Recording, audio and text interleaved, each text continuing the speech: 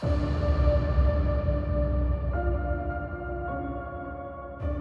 everyone, and welcome to Quest, a journey into true crime and the paranormal.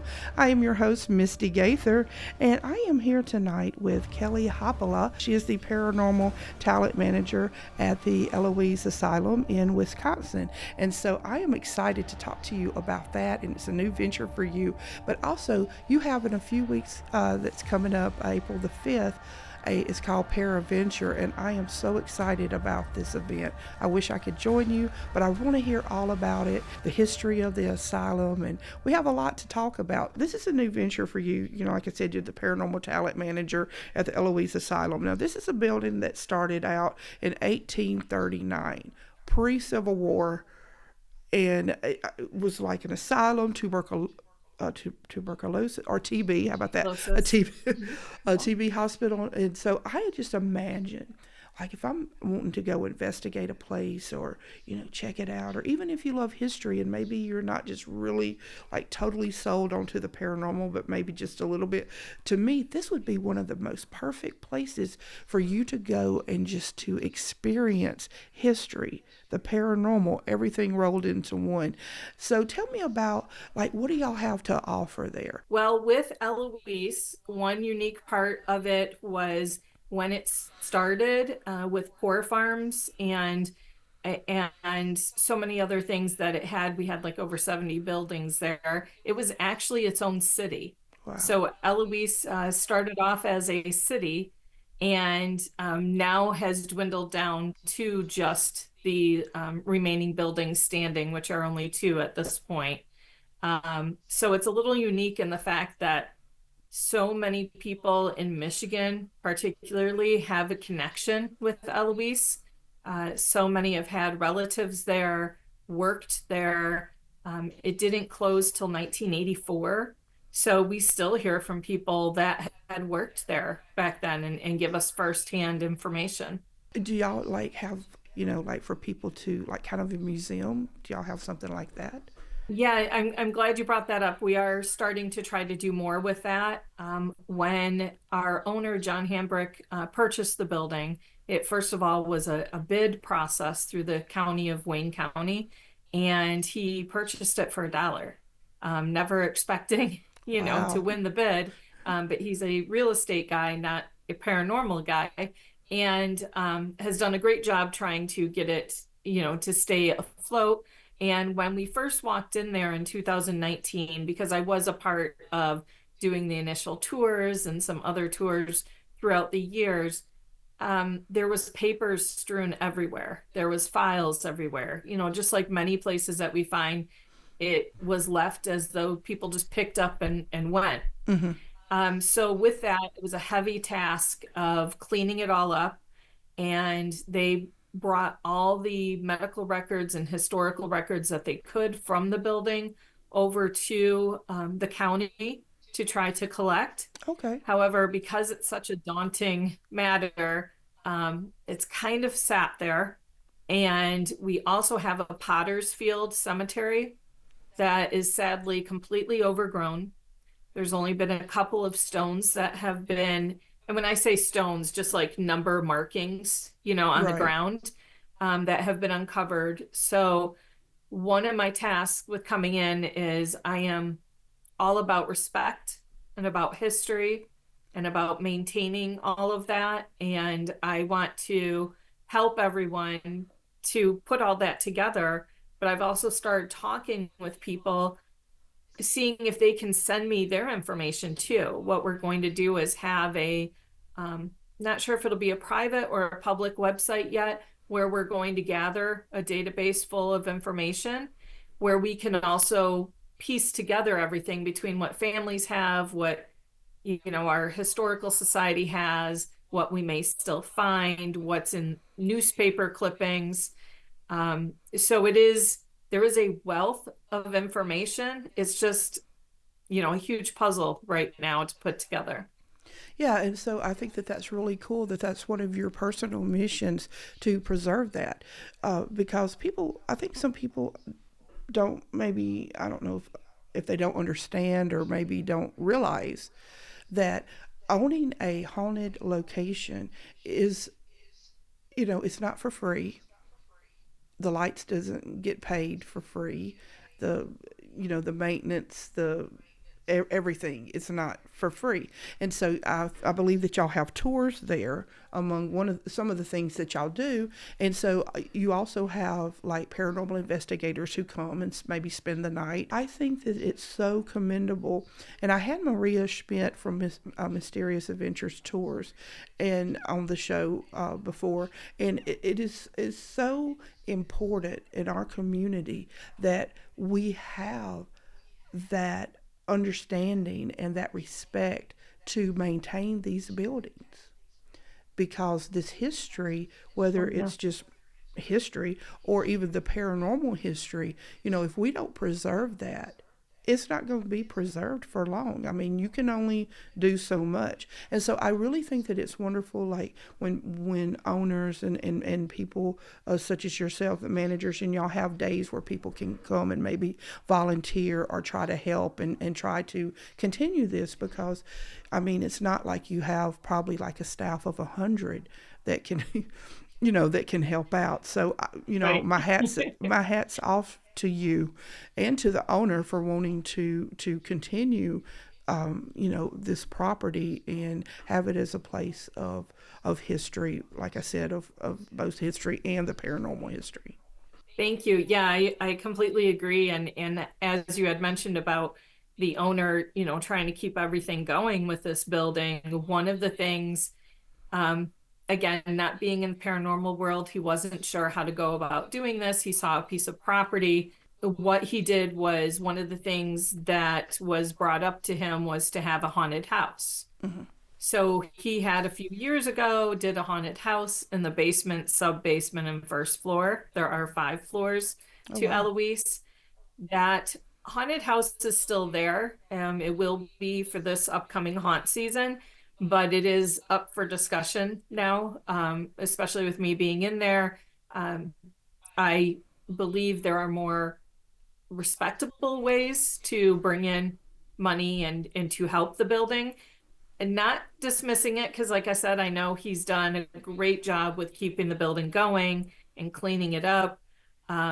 He just was trying to find ways to do so, and people have absolutely loved coming through the haunted house there. Sure. But they also did amazing escape rooms. There are two ridiculously good escape rooms. Like, I mean, I'm not a big escape room person, but I've seen a lot online and everything else. And I was floored when I saw what we have for escape rooms. And it doesn't take up too much of the area. It's like off to the front of the building at the lobby area. So that is one thing that's unique for us, is that we have those two features right now with the building. And like I said, the escape rooms will still stay there. But with the rest of it, we are working more about bringing it out to our, nationally and worldwide, to everyone, to be able to do private investigations, to be able to have big events and public investigations. And we do have a big event coming up June, Friday the 13th. Oh, Information will be coming out soon on that, that I'm happy and lucky enough to have some really good talent coming in to help bring that together. And my first private investigation that I'm going to be helping bring a group through on is the day after my Paraventure event. It is on Sunday, April 6th. So I've been blown away by how many people have wanted to have private investigations, but of course not surprised. I knew Eloise would bring them in, and we've kind of always been more so about Michigan. hmm. And with me coming in there, that's what I'm doing, is opening up to the world for people to start coming there. Um, And I and think I'm that's also great. going to have like hotel deals and information on transportation, all of that, because I know that that can be a little daunting for some people, going to a new place and you don't know where to stay, how you're going to get there, where to go eat. So I'm trying to accumulate all of that information. And I think that's a great idea because a lot of people, like you have a package deal or something and just all rolled into one, and it takes especially if you're not, that would be like me coming there and like I'm not from the area, so I'd be like, I don't know if they have a Mexican restaurant, which is always like number one. I don't know these Right. things, and you would be like, ta, here you go, and I'd be like, okay, so that's good. So let's talk about, you're talking about your Paraventure, which I think is going to be I have no doubt it's going to be an incredible event. It's going to be April the 5th, and I'm really so impressed with it. And even more so because you are doing for charity, it's for the the Autism Alliance of Michigan. Yes, And Autism Alliance of Michigan is the charity. Yep. yes, and I think, it just really speaks well of you how that you would want to take this and turn it into shining like a spotlight on this charity because, I don't know particularly a lot about autism, but I know that it is, it's a challenge in, for so many people, for that to have that, just the family, just everyone. And so for you to take an event and you're raising awareness of the paranormal, but you're also giving back to the community, which I think is really beautiful.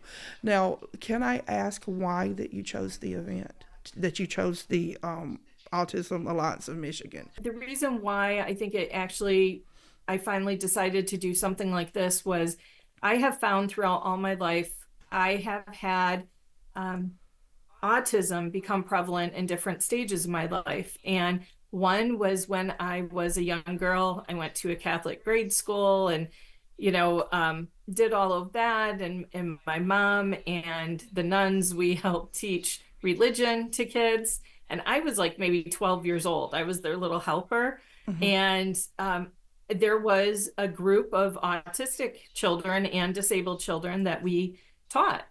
And my role was to help keep them off the hot radiators or from going out the door or to, keep them company. And it was fun for me. I really loved giving back and I made some good friends with that.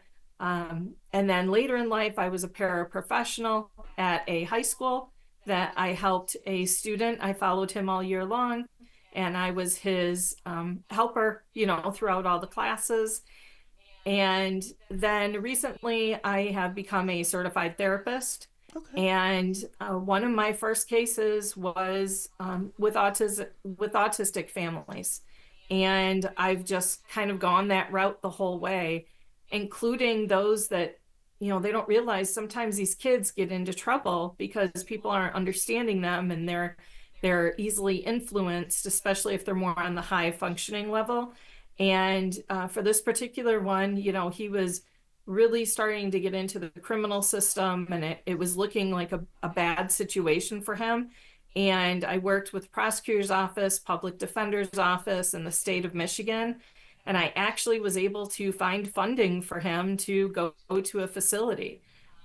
They were pretty surprised with the work I had done with it. And now we've been able to help other kids to do the same for them. And when in my research in doing that, I realized just how little help and resources there are out there, not just in Michigan, but in every state. Right. And it's not that people don't care, there's just not enough. And I don't think people know about it enough. So, Autism Alliance of Michigan is one of the resources that we have in Michigan that is across the board type of research. So, if you're pregnant and find out, you have your baby and you find out they're autistic, all the way down to your child has now become an adult and you're trying to help them to learn how to get job training and be a part of the workforce. They can help you that entire way with information.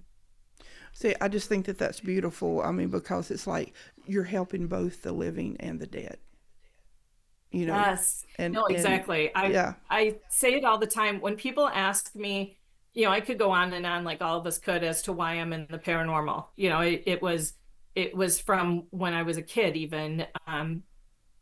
Being raised Irish Catholic, I used to think when I would get touched or hear something that it was God.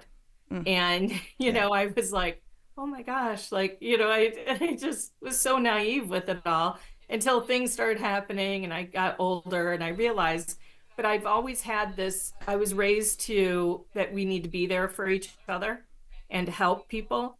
And I'm like, why should I just help the living when clearly we're having something, some phenomenon that's going on, not even just in old buildings, but in everyday homes and churches and restaurants and all over the world, there is this unexplained paranormal activity.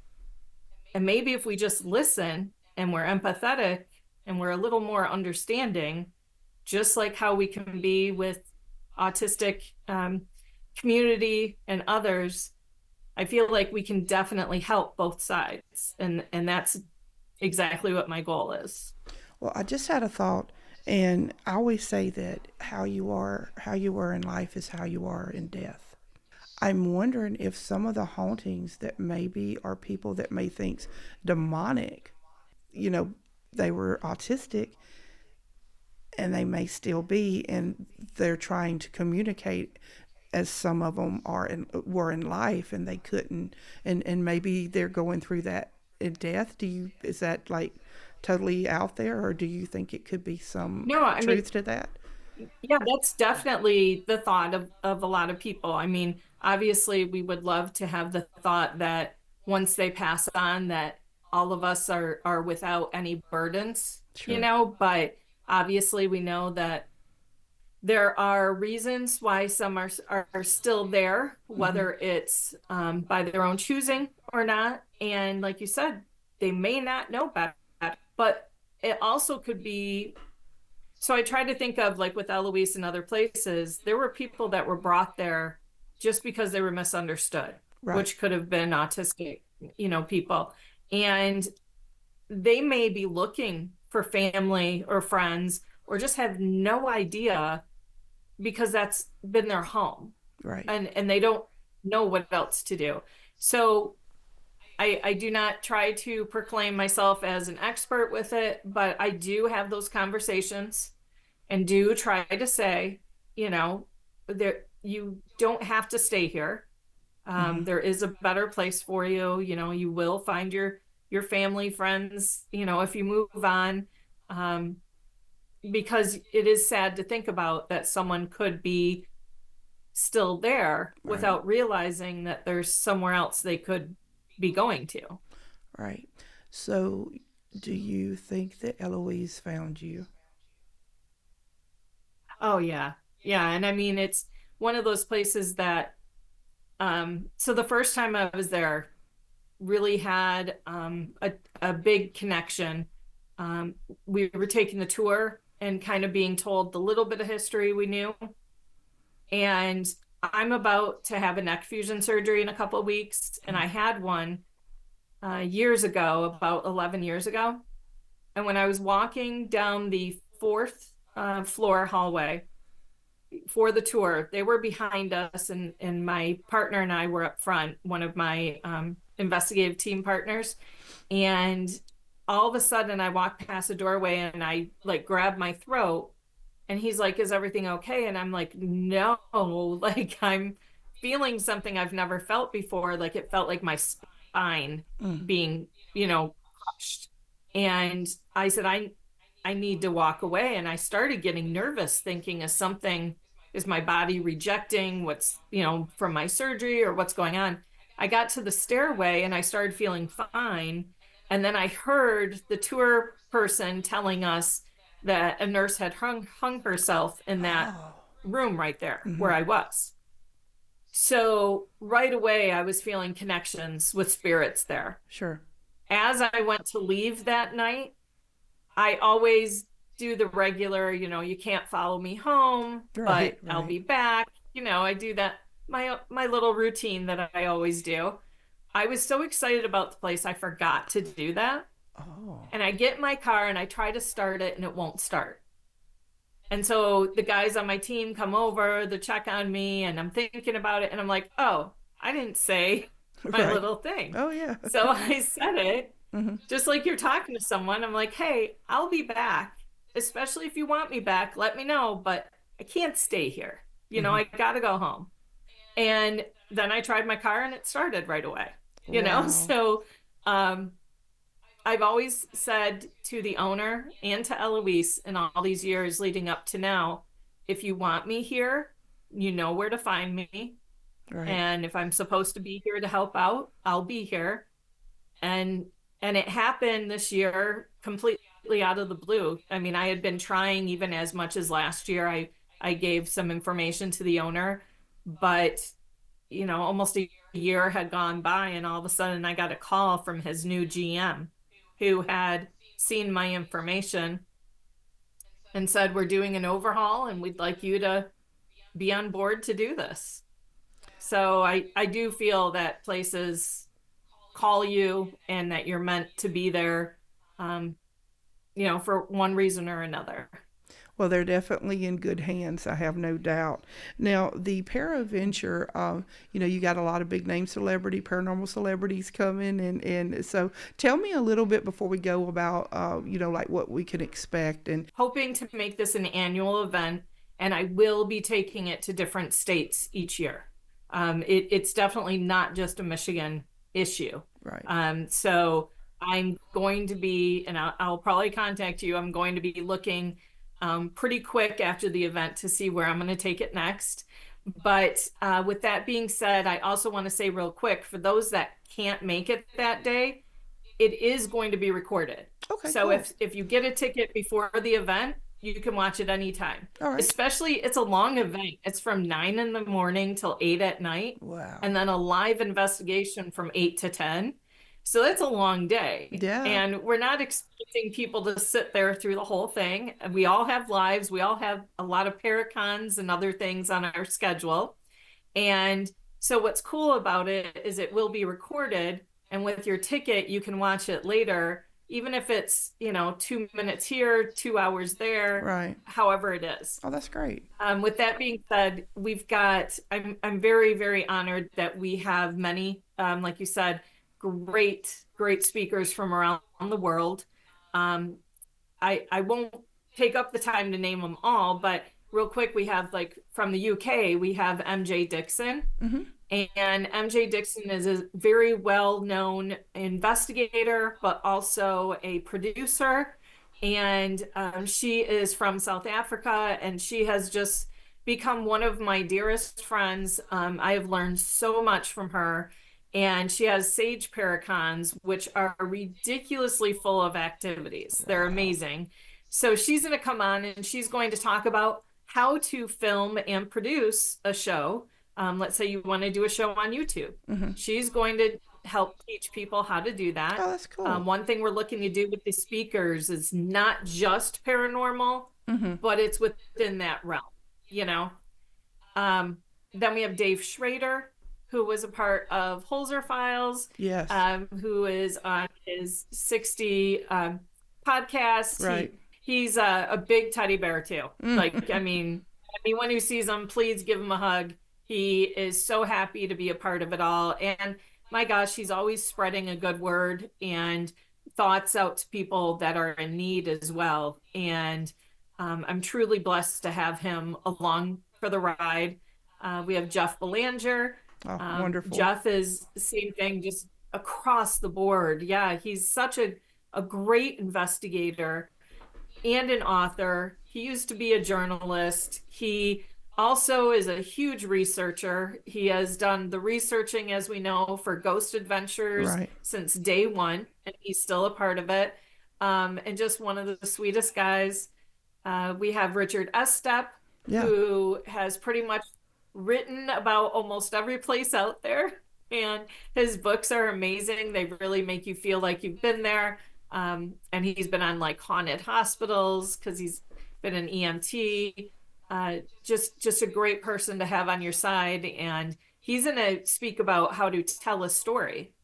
So for those that are looking to write a book, he is the perfect person to listen to because he can help with all of that as to how to get the book published and where to begin. Um, yeah, I mean, like I said, there's so many. We have Sarah Lamos. She is such an amazing medium. Yes. She has been on multiple shows herself, but she is just, I remember the first time I met her, I was thinking, oh my gosh, I want to meet this person, and I haven't had a chance to yet. And I went to introduce myself to her when I saw her coming towards my table. Mm-hmm. And she right away was like, I know who you are. And she gave me Ah, the biggest hug. yeah, And it's she's like, great. she's just that person. She's like that best friend type of person, and besides that, we have like 10 different speakers. Wow. Then we have about 5 or 6 vendors that will also each speaker is going to get 30 minutes of talking time, and each vendor is going to get 15 minutes. So instead of like you have a table at a Paracon and you're not sure who's going to walk Right, by or right. you're in a good position, everyone that's a vendor gets their 15 minutes in the spotlight. We will also have a couple of locations that are going to be shown. One is Great. in Gettysburg, and it is a historical tour and a quick little investigation that you're going to be able to watch. Nice. We do have another one in the works too. And with all of this, what I wanted to do was, besides helping those in the autism community, I wanted to help those of us that can't make it to all the Paracons. Yeah. There's so many to go to, which is such a true blessing for all of us that we have so many we Sure. can choose from. But it's hard to get to all of them. It's hard to get to all these locations.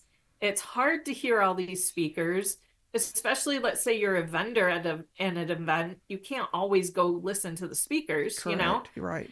So this way, from the comfort of your home while you're sitting at a Paracon, whatever you want to do, whether it's live during the event or recorded after, you can watch this and you get to see all of these amazing people and places.